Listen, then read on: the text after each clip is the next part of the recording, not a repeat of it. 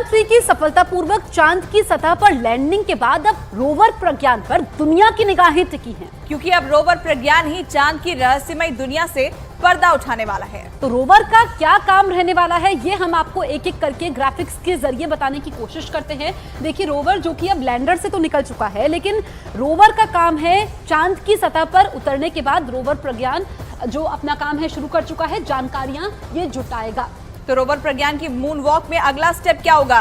Rover प्रज्ञान चांद पर 14 दिनों तक रहेगा और वहां पर रिसर्च करेगा और ये डेटा धरती पर भेजेगा। 14 दिन तक चांद के दक्षिणी ध्रुव पर रिसर्च करेगा। तो 14 दिन काफी ज्यादा महत्वपूर्ण हो जाते हैं और 500 मीटर के दायरे में रोवर जानकारी जुटाएगा, ये सबसे ज्यादा महत्वपूर्ण है। और देखिए, इस दौरान आपको बता दें कि चंद्रमा की संरचना की जानकारी भी ये रोवर प्रज्ञान जो है वो जुटाएगा, जो अपने काम में लग भी चुका है।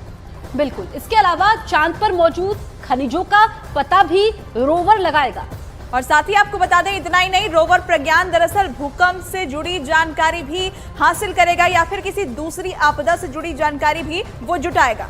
चांद पर तापमान की जानकारी भी रोवर जुटाएगा। तो काफी सारे काम रोवर को 14 दिन के अंदर करने हैं। और इस दौरान आपको बता दें कि प्रज्ञान जो है सोलर पैनल की मदद से चार्ज भी हो सकता है ताकि वो अपना काम जारी रख सके।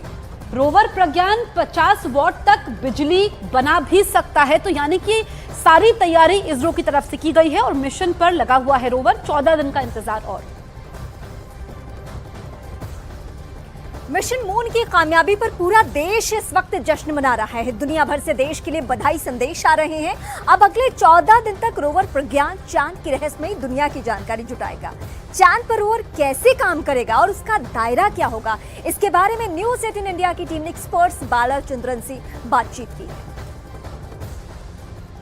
भारत चांद पर पहुंच चुका है, उसके बाद अब आगे क्या होगा? भारत का रुतबा विश्व के स्पेस की दुनिया में कितना बढ़ा है और अब जो प्रज्ञान रोवर है वो किस तरह से आगे काम करेगा और वो जो जानकारी जुटाएगा किस तरीके से वो दुनिया के लिए महत्वपूर्ण होने वाली है। इस वक्त हमारी मौजूदगी नेहरू तारामंडल में है, जहां पर आप देखेंगे एक चंद्रयान-3 का एक रेप्लिका है, एक मॉडल है। देखिए, अब जो घड़ी थी वो हमारे सबसे जो चैलेंजिंग थी वो ये था कि जो विक्रम लैंडर था वो सॉफ्ट लैंडिंग करे। वो लैंडिंग हमने देखी, सॉफ्ट लैंडिंग की, और अब बताया जा रहा है कि जो प्रज्ञान रोवर है वो भी निकल चुका है। हमारे साथ बातचीत करने के लिए मौजूद हैं नेहरू तारामंडल के एक्सपर्ट बालाचंद्रन जी। पहले तो आप ये बताएं कि ये कितनी बड़ी उपलब्धि है और फिर आगे बात करेंगे।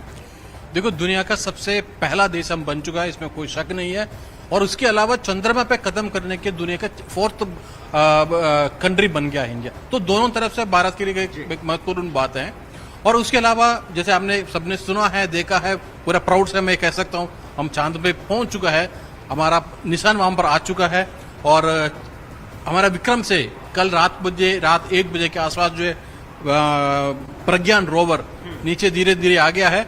और इतना टाइम इसलिए लगा है क्योंकि ये उतरते वक्त बहुत ज्यादा धूल मिट्टी उड़ गया था, तो वो सेटल होने के लिए कोई टाइम लगना है। इसलिए थोड़ा 1 बजे तक हमने इंतजार किया, जब ये पूरा धूल मिट्टी बैठ गया नीचे, फिर धीरे धीरे ये नीचे आ गया और अब निको काम शुरू करेंगे। 6-7 घंटे का वक्त इसमें लग गया धूल सेटल होने में। अभी स्टेटस ये है कि जो प्रज्ञान रोवर है वो चांद की सतह पर है। बिल्कुल चांद की सतह के ऊपर है। अब उनके धीरे धीरे हमने काम शुरू करेंगे। सबसे पहले इसमें जो स्पेशल जो कैमरे लगे हुए हैं, और सबसे पहले इनका है जो लैंडर है, लैंडर जो है प्रज्ञान का भी फोटो खींचेगा और प्रज्ञान जो है लैंडर का फोटो भी खींचेगा। और ये दोनों तस्वीर ISRO बाहर अभी भी निकालेगी, अभी बाहर नहीं निकाला, शायद वो 1-2 दिन में शायद। सर, यही वो सबसे महत्वपूर्ण चीज है। महत्वपूर्ण तो पूरा है, ये पूरा चंद्रयान मिशन बहुत इंपॉर्टेंट है, लेकिन ये इसका रोल क्या रहने वाला है? जो प्रज्ञान रोवर है यही इसी तरह से कुछ रोवर है जिसमें ये चांद की सतह पर रन करेगा और क्या क्या जानकारियां इकट्ठा करेगा और वो दुनिया के लिए कितनी इंपॉर्टेंट होगी? मेन जो काम वहां पर जो काम करना है वो सारे प्रज्ञान रोवर को ही करना है, क्योंकि जो प्रज्ञान रोवर से जो ही इंफॉर्मेशन वो देगा, जो भी वहां पर जो एक्सपेरिमेंट वो करेगा, जो पानी का हो, जैसे भी एक्सपेरिमेंट वो करेगा, उनका इंफॉर्मेशन हमें डायरेक्ट नहीं देगा, ISRO को डायरेक्ट नहीं मिलेगा। वो इंफॉर्मेशन वो पास ऑन करेगा लैंडर को, जैसे विक्रम लैंडर को।